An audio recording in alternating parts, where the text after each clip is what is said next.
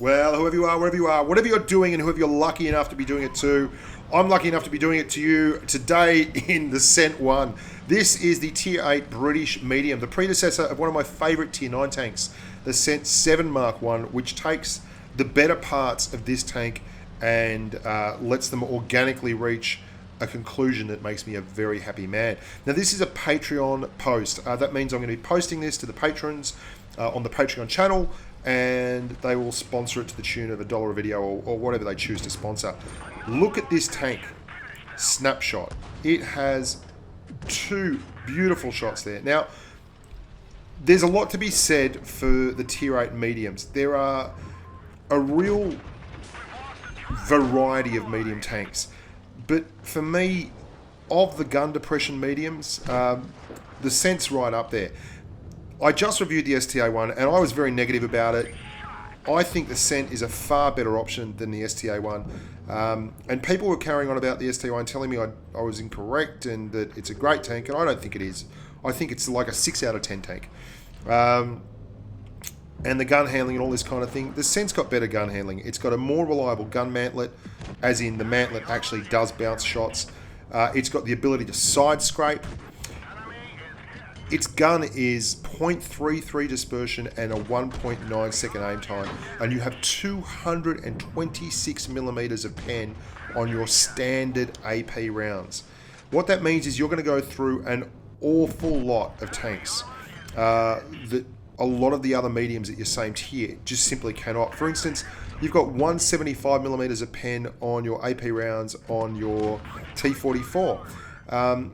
That's not something that the Cent Mark 1 has any problems with. Penning tanks is a rip snorter. What you're going to have problems with in this tank is time on target. 10.3 rounds a minute, I think it is, 10.4, means that you're going to be spending an awful lot of time shooting and out of cover.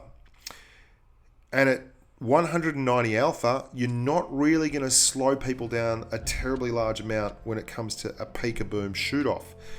You've got to find situations like I did just there on the Port Bay map, where you can utilize the gun depression, which is a sexy 10 degrees, the mantlet, which is solid but certainly no given as a bouncing mantlet, and the excellent ability to snapshot, the 1.9 second aim time, which when you're running V-stab, as I am here, makes for a tank that can really just set shots up and snap them out at will.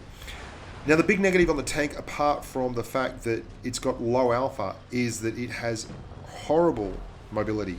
40 kilometers an hour is your top speed, and 37 and 36 degrees of traverse are your turret and traverse numbers, which is pretty average, especially for a Tier 8 medium. What it does have, though, is that lovely ability to get into a good spot and hit its shots.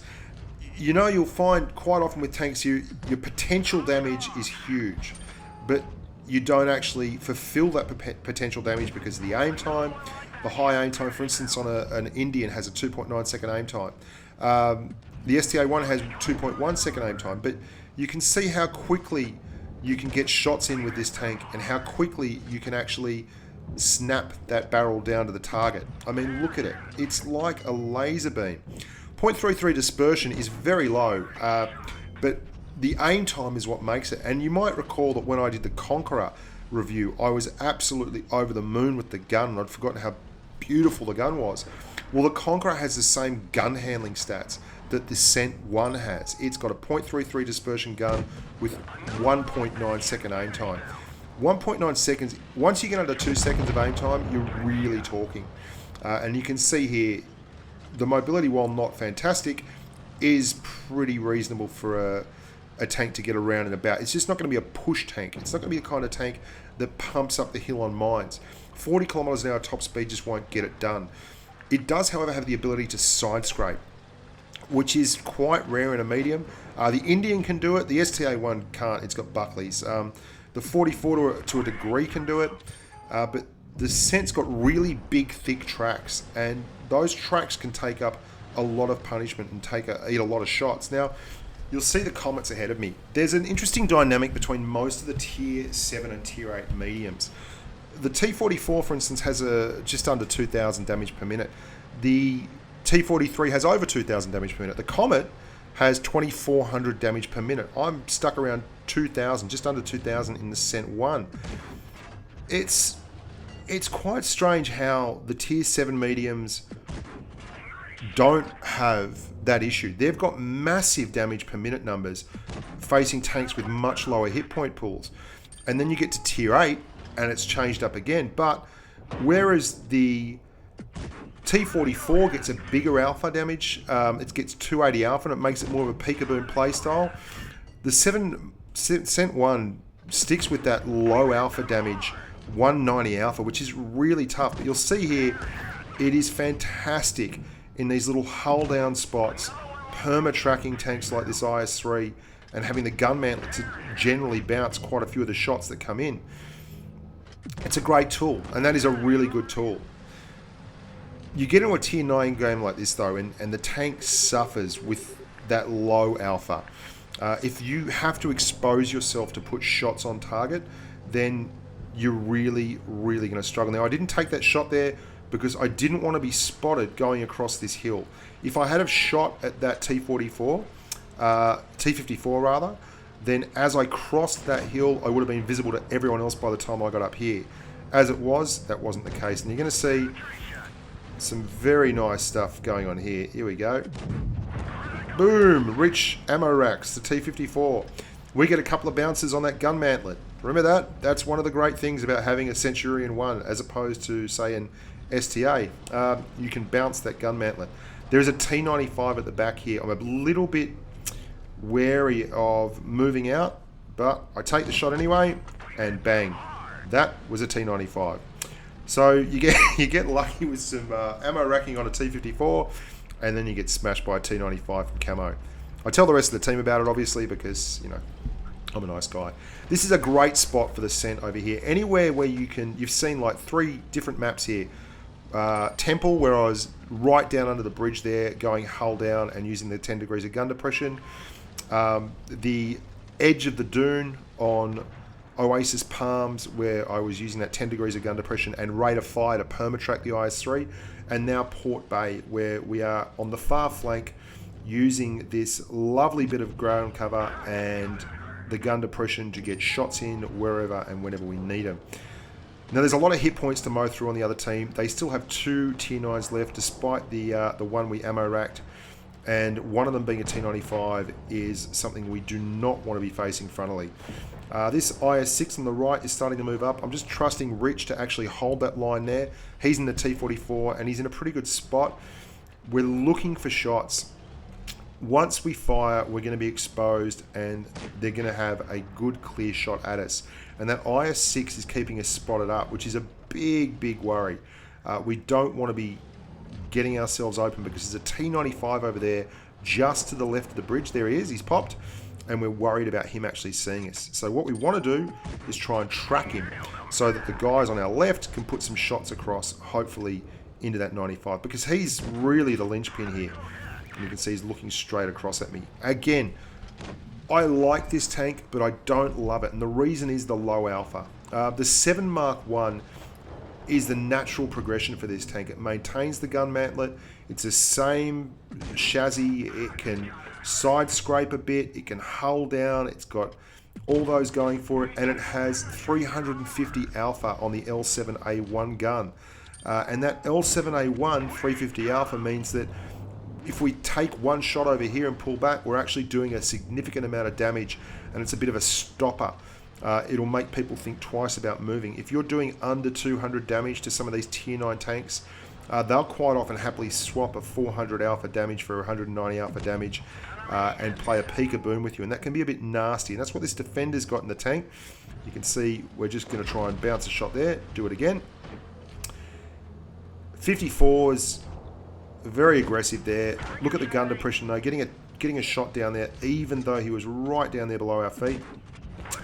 trying to keep tanks tracked up, and that's something this tank does really well. With those pen numbers and drive wheels, it can get through them and actually do the business. Now, we're in a bit of a tough spot here. We can't back up too much. There is plenty of reds over there who want to nut us, so we're going to the APCR, and we want to get through this 54 ASAP. So the Cent 7 Mark 1 also has Hesh, and that Hesh allows you to hit really weak targets with very low armor values for 450 alpha, which is big numbers, and it really boosts your DPM when that happens. The Cent 1 doesn't have that same ability, and you can see we're just going over to the IS6. Bit of a tough one here. We've worked this hill really well, and it is very good at working ridge lines and hills, and that gun mantlet really comes into play. But for all that, with such low alpha and the need to expose yourself in such a low mobility medium tank, things can be very, very tough. We've done a good job here with this, but Rich has also been very helpful. We have a bit of a moment here where I'm trying to get down, and I'm like, let me out of here, there's a T95 coming, uh-oh, and I back off, and I just try and hide because I'm not sure if he's looking at me yet. I think this is a really good tank. If you're going to drive this line, you can be successful with this tank. It's not the most noob friendly, but it can side scrape. It's got a fantastic weapon at the top of its tree. All those things work. It's not going to be a keeper for me. The reason being, if I'm driving a tier 8 medium, the T44 and the Indian are the two that I'm going to go to 9 times out of 10. The Indian has a comparable gun. It's not as good, but it's comparable. It's got comparable gun depression. Not. There's 3 tanks there with 10. No worries at all. And I mean, I think the Pershing's at 10 as well. But the gun on the Indian is lovely. 0.34 dispersion. 2.9 second aim time's a bit big, but it's got this very small pinhead, and it's very trollish, and it bounces a lot of shots, and it can side scrape in a pinch. And it's more mobile than the Cent. It's also got a lot nicer of an armor profile than the STA1. And the T44, I mean, do you have to even explain it? It's Russian. It's got that trollish upper glacis where you can bounce whole cubic buttloads of shots just by running it on the edge of a hill. So for me, the Cent 1, while being fantastic, is not the top of the pops. And you can see that that's a 1285 XP mastery, which is, for a 1% top of the server, there's a reason why. It's not the most played, and it's not the greatest. If I had to give it a rating, I'd probably give it a 7 out of 10, which is good. It's a good solid tank, but it's not something that I'm going to keep in the garage to play after I've finished the line. It's something I'm probably going to sell to buy the 7-1, which I think is an absolute Bobby Dazzler. But it's a good thing to know that if you're grinding this line, Tier 7, 8, and 9, they're all going to be really, really usable tanks. The Comet's a keeper, the 7-1's a keeper. The FV4202 for me is falling down a bit. But the Cent 1 is a solid tank that you may fall in love with, and you can certainly have some good games with. And it's a tank that's well worth the effort. I think it's not going to be one of those tanks where you simply cannot drive it. You can play it methodically, you can play it a bit passive, you can side scrape it, you can go hull down with it. It's not a T29 or a T32 or a T34 style turret. It's not even an STB1 style turret. It works off a gun mantlet, and it's got quite a big weak spot above that. But if you take that into account and you don't expose yourself too often, which is tough to do when you've only got 190 alpha, you can make this tank. Anyway, boys and girls, I'm Bushka on Blitz. If you haven't already considered sponsoring the channel, please do. We've been doing some really fun stuff with the patrons and sponsors, getting them into a Telegram chat together, and it's turned into a real giggle. I just want to thank everyone for giving me the opportunity to follow my passion and to keep churning out the content. I hope you're enjoying it. There's lots more to come. Until next time, team, stay safe on the battlefield.